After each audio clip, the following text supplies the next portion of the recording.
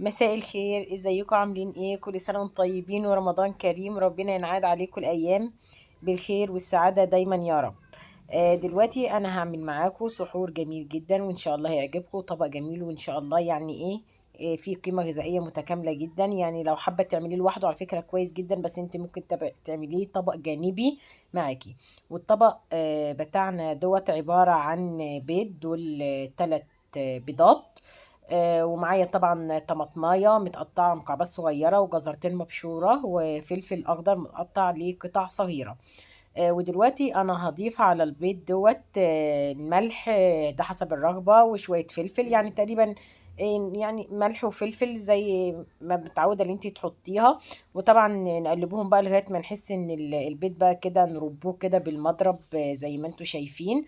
وبعد كده بقى اضيف عليه الاضافات بتاعتنا. بعد ما حطيت الملح والفلفل اضيف الطماطم، وبعدين هضيف بعد كده الجزر بتاعنا، وبعد كده اضيف الفلفل.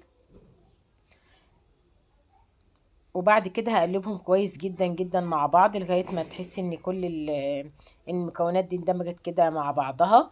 وعايزة اقول لكم اللي بيشوفني لاول مرة ارجو الاشتراك في القناة لو بيشوفني، ولو عجبكم الفيديو ما تنسوش تعملوا اللايك عشان يوصل لاكبر عدد من المشاهدات. وبعد ما اقلب المكونات بتاعتنا ديت، هروح بقى علشان نعملوه بقى نسووه. طريقة التسوية بتاعتنا طبعا هنجيبه طاسة او صينية او زي ما انت تحبي تعملي.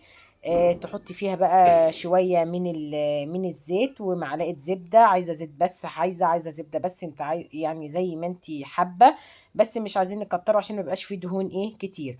ودلوقتي ادي الزيت بتاعنا طبعا حطيته على الزيت مع الزبدة، حطيتهم على النار لحد ما يسخنوا شوية. وبعد كده اضيف معاه بقى المكونات بتاعتنا، البيض مع الخضار الجميل اللي قدامكم دوت.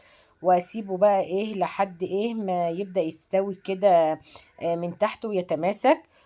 ومجرد ما يتماسك بتاعنا او تحس ان هو بدأ يمسك كده من تحت، يعني ايه، هترفعي كده من الطرف كده بالمعلقة. هتشوفيه بقى ايه تماسك ولا لا، تحس ان هو يعني نشف كده وجف شوية من تحت. تبداي بقى تسيبيه يستوي، وهغطي عليه لمدة 4 دقايق، لغاية ما يستوي خالص وياخد يعني ايه التسوية بتاعته، يبقى كامل النضج كويس جدا. ودلوقتي بقى تغطيه بأي غطا موجود عندك، وتسيبيه لمدة 4 دقايق أو 5.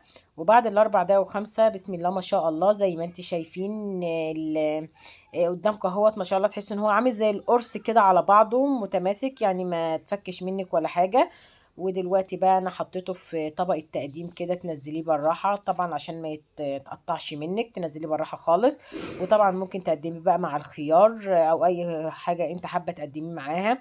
ممكن بقى ترصي الخضار يعني ايه الخيار كده او الخضار حواليه بشكل جمالي، بحيث يديكي شكل كده يعني يعجب الأطفال ويبقى شكل يجذبهم ويشدهم. وبعد كده تحطي بقى ايه، ممكن تزود لهم بقى عندك جبنه، حابه تحط لهم جبنه، ولو حابه تحطي الجبنه مع الوصفه اصلا من الاول اثناء الطهي بتاعه على النار عادي. وممكن تضيفي بقى المايونيز وتضيفي كاتشب.